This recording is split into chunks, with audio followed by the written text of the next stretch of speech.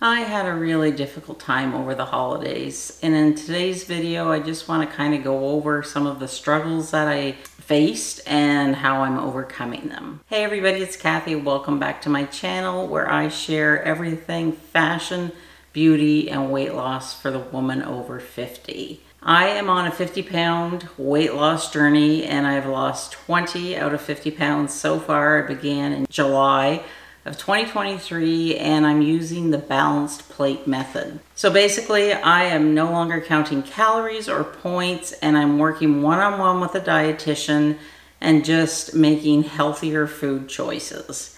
And so far I've been successful. I've lost 20 pounds. Now, I really haven't been on my game since the beginning of November because we received some distressing news about my husband's health. He has been diagnosed with another form of cancer. We've been dealing with cancer for him for the last 29 years. It's been very serious at times. So this has been probably the biggest stress in my life, and I am a stress eater.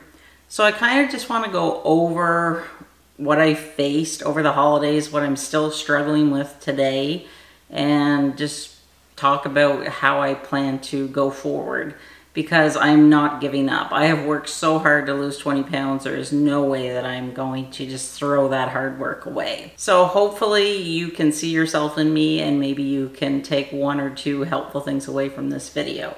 Over the Christmas break, I stuck to my balanced way of eating pretty much, probably 70% of the time. I did, have a few treats here and there, but I'm proud to say that I just stayed the same. I didn't gain anything, I didn't lose anything, I just stayed the same, which really is a miracle because I really struggled, I would say from December 27th to about yesterday. Today is January 4th.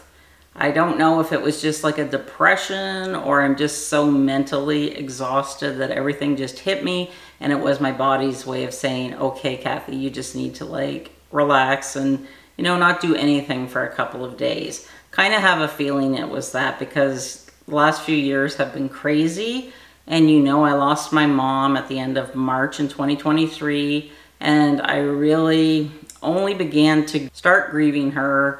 It was around October, and that was around the time whenever we found out about my husband's new cancer. And I'm not going to go into details, but at this point in time there is no treatment for it. They're just going to watch and wait because the treatment could actually end up doing more harm than good. And right now he feels fine. He doesn't feel any different than he did in January of 2023. So they kind of caught it early and we're just, hoping and praying that it doesn't affect him for a long time to come. But it's something that we have to live with. And I just can't express how difficult it is always living with this dark cloud over your head. And like I said, we've been at this now for 29 years. It'll be 30 years in August of this year that he was diagnosed with a really rare form of cancer. He would end up going into the hospital a week at a time for chemo treatments, 24 hours around the clock. That's how they treated it back then. And I was a young mom and a newlywed. We'd only been married for, I think, 5-6 years. Plus, we had a dairy farm. So I had a lot of balls to juggle and it was at times really, really hard. Last year, 2023, getting this new diagnosis, it really was a gut punch and it brought back a lot of things that I had pushed down with food because that's how I used to deal with my emotions. I didn't want to feel them. I would just push them down and try to avoid them. So going into the holidays, I was really apprehensive because it was my first Christmas as an orphan, basically. I lost my dad 6 years ago, and actually today is his birthday, and my mom in March. So I figured that that would trigger me and I would feel really sad. But surprisingly, I wasn't really grieving my mom at Christmas time, but I did at times catch myself thinking, oh, it's 5 o'clock, I gotta give mom a call and see how she's doing today. And I hadn't done that since March. So in a way, I can tell that my feelings are just under the surface, but I'm keeping them pushed down again, and that is something that I struggle with. And because I was eating, you know, sugar over the holidays, indulging in sugary treats, I kind of think I got back to suppressing feelings. And I know that is not good. That's not a good thing for me. I need to actually learn how to cope with my feelings. And I kind of did some work yesterday, some introspective work, and I've come up with 3 things that I'm going to work on.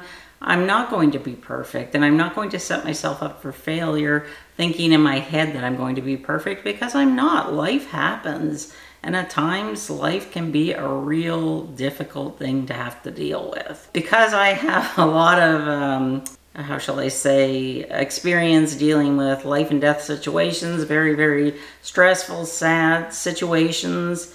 I developed some coping mechanisms over the years, some that served me well during the time, but now I'm realizing, like, I'm gonna be 56 in June, and I really, really have to stop just suppressing my feelings. I just have to find a way to deal with them. And I don't know if that's something that you struggle with.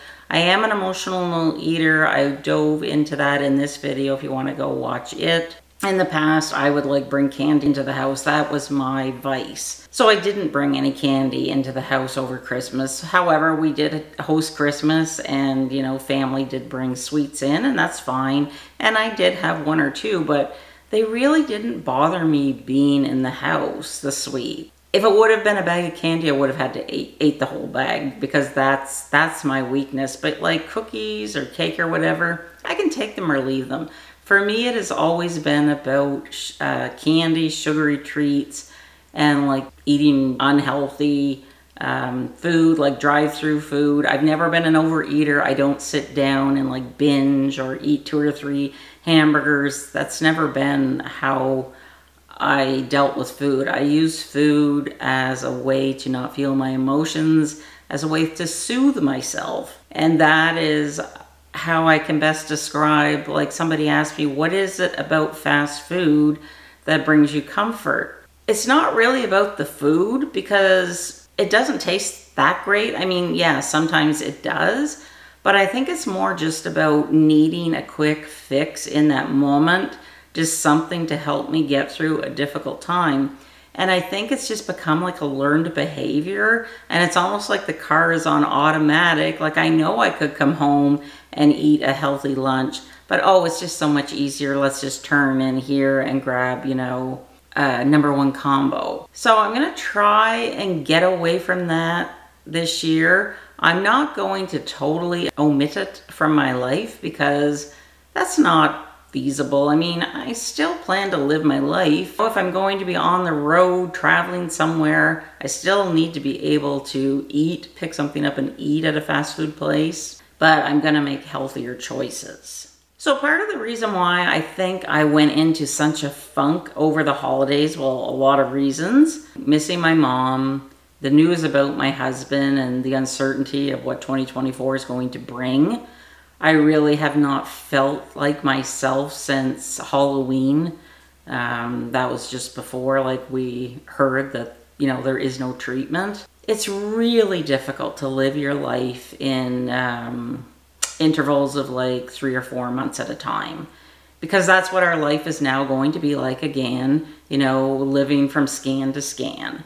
So he's going to be due for scans in February. So I can tell by the end of January, we're all going to get anxious, you know, till he gets the scan. And then, of course, till we see the scan results and talk to the doctor. It is a miserable way to have to live, but that's the life we're living now. It's hard. I'm not going to lie to you. It is really, really hard. And some days it's a struggle just to, you know, do anything. Like over the last couple of weeks, I did want to film a bunch of videos. I had a lot of fun year-end videos that I wanted to film. And I miss, you know, talking to you all and interacting with you. But I just could not bring myself to do any work. And honestly, I had to stay away from social media for a few days, because it can really become toxic when you're constantly comparing yourself to others, or you're reading comments, and some people are just downright nasty. And I know that it has nothing to do with me because I'm a nice person, but I don't know why some people just have to be so miserable. And whenever you're kind of in a really bad headspace to begin with, it can be really difficult to read a comment that is not so complimentary. I'm not talking about constructive criticism. I'm talking about people just waking up and deciding they're going to be miserable that day.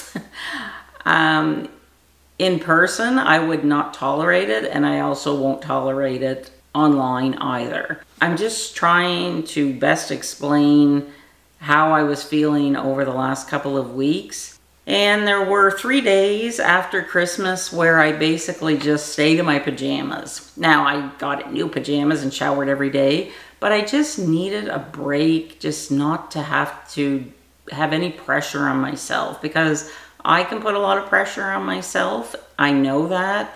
And I just felt like my body was saying, Cathy, you need to put the brakes on. You need time for you. Just take this time to recharge. And I'm glad that I did. But another thing that has made it extremely difficult is today is January the 4th. We have not had sunshine since December 20th. Now, we don't have snow. It has been like such a mild winter. It's been like 4 Celsius. It is beautiful, and I hope it stays like this forever for us in the wintertime, because the older I get, the more I detest winter. I can't stand the cold. And it's not really about the snow or the cold, really. What really is difficult to deal with is just, you know, always an overcast sky. And it's really hard to put yourself in a good mood when the sun isn't shining. Now, I can see that it's peeking out of the clouds this morning, so that's encouraging. But even just having a little bit of sunshine and blue skies, I find that really helps to uplift my mood. What do you do to lift your mood whenever you're feeling kind of, you know, down and it's really difficult to get through the day? I would love to read about what you do, and if you have any helpful suggestions, especially if you live in a climate like I do, you know, where we're stuck inside for 3 months of the year because, you know, it's cold and miserable outside. And I lost my family doctor. I loved my family doctor, but before the holidays, I got word that he has left. He's actually went to work in Australia, and I've been assigned to a nurse practitioner until they can find a doctor at the clinic where I go to. And I'm glad that I have a clinic where it's up to them now to find a replacement, because before, whenever I was just with like one single doctor, it was always a struggle because I don't know, it just seems like they're always leaving. So I'm glad that I still have, you know, access to a health care. And the other thing, the nutritionist that I have been working with, I lost her, and I actually saw the new nutritionist yesterday because the original one went on mat leave, so she'll be gone for a year. And the new lady is nice. I just won't be seeing her as often. And to be honest, I don't feel like I need to. She answered my questions yesterday that I had about, you know, the balanced approach, like how do I deal with whenever I'm making stew or like lasagna. And I'm still struggling, you know, with the diet culture branded into my brain that there are certain foods that are bad. No food is bad. Just some food needs to be eaten in moderation. And by food, I mean pasta, fruit, things like that. Of course, there are foods we should stay away from, but you don't have to stay away from them forever. A treat once in a while is fine. So I found out from the new nutritionist that I'm still not eating enough protein, so she wants me to try and get more protein during the day, and we talked about a few ways that I can do that. So I will be working on a week's worth of what I eat in a day just to give you some examples, but just quickly, you don't have to always think about, you know, the balanced plate as, you know, divided into 3. Yes, think of that if you're having, you know, like chicken and broccoli and rice or whatever. But say you want to make a stew or you want to have a lasagna, just make sure there's protein in it. So for example, the lasagna noodles, I would probably, well, I only ever use whole wheat, but they also have pasta noodles now that they're high in protein, so that is probably a better option instead of just regular white pasta, because you're going to get more grams of protein. And then of course, if you're making it with ground turkey or lean hamburger, that is your protein. Your cheese is another source of protein. So she suggested having, you know, some veggies and hummus on the side, or just a nice salad. So always, the way that I've been doing it is, if I know that I'm having soup, I'll have like lots of vegetables, lots of protein in the soup, like maybe not so much rice or whatever the carb is in the soup, but I'll still have some because the body still needs some carbs. It needs like fiber-rich complex carbs, not like, you know, French fries and white bread and those kind of carbs, because we know those carbs just turn to sugar, and that's how I got into this predicament in the first place. So the way that I have been kind of eating whenever I'm not having, say, you know, chicken or steak with, you know, potatoes or rice and broccoli or whatever, if I'm having soup or stew or pizza, I will always have a heaping of vegetables on the side. And we also talked about smoothies, so I'm going to make some healthy smoothies. She suggested also getting like ground flaxseed and adding that into my salads or smoothies. I also have been eating hemp, been putting that into some smoothies. So I'm going to share all that coming up in the next couple of weeks. So just to recap, before I tell you the 3 things that I'm going to do for 2024, yes, the last couple of months have been very difficult for me mentally. It is really important that we remember to take care of our mental health, especially if we are long-term caregivers or just caregivers in general. It is really important to do something every day for yourself, and that is something that I have to work on. So, you know, there is no shame in going to speak to a counselor. I have done that in the past. It has helped because I am somebody that I keep things bottled up inside of me. And I believe, in my instance, I don't like talking about my problems with family members or friends because they like me and they want me to feel better. So they're just going to try and fix the problem. And sometimes you don't want a fix. You just want somebody to listen, somebody that is impartial, somebody that can maybe give you a different perspective, or somebody just to say, you know what, I'm really sorry. You have a lot to deal with right now. What can I do to help? And I just find that by talking, you know, to family members or close friends, it just doesn't work for me because I feel like I cannot be like 100% open and honest about how I really feel, and I hold back. If that works for you, that's great. But for me, I just find it easier to talk to like a professional, a stranger. And I don't have anybody right now, but in the past I have. My doctor actually recommended it because she saw that I was about ready to snap in half, and I can talk about that more in the future because I had really let anger take control of me. And I'm not an angry person, but for quite a few years I was really, really angry. And, you know, if that's something that is of interest to you, let me know in the comments and I can kind of talk about what helped me get over that. It is not an easy thing, and sometimes I have to be my own cheerleader. I am great at propping up other people, but not so much as propping up myself. And that is one goal that I'm working on. So I want to get back onto a regular schedule. I feel that the holidays are wonderful. I look forward to them. But after maybe 4 or 5 days, I find that I start to get lazy. You know, I'm sleeping in a lot later than I used to. I'm staying up a lot longer. I can't get to sleep. You know, my bones are aching because I ate sugar. Now I know that's what the pain is from, because yesterday I had, what did I have? 2 little Reese's peanut butter cups, and I had to take Tylenol. By 7 o'clock at night, my hips were just throbbing, and I'm thinking, it's funny, there's no snow in the forecast. Why are they aching? And then it was like, duh, you had candy again. So I immediately know now that if I eat candy, my bones are going to ache. And that was something I never correlated before. So that was a recent discovery a couple months ago that I put 2 and 2 together and figured that out. So now that kind of is an incentive for me to stay away from sugar, because I don't like having my hips, my knees, my elbows, joints just throbbing. The next thing that I want to do is move my body. And I did do a few walks over the Christmas holidays because it was so beautiful outside. I just had to push myself to get outside. One day we walked at a wildlife sanctuary. It was so mild out. The chipmunks were out. They weren't hibernated. I was feeding chickadees. I would just put my hand out like this and they would land in my hand. And that was so heartwarming to me because I connected with nature, and that is one of my happy places.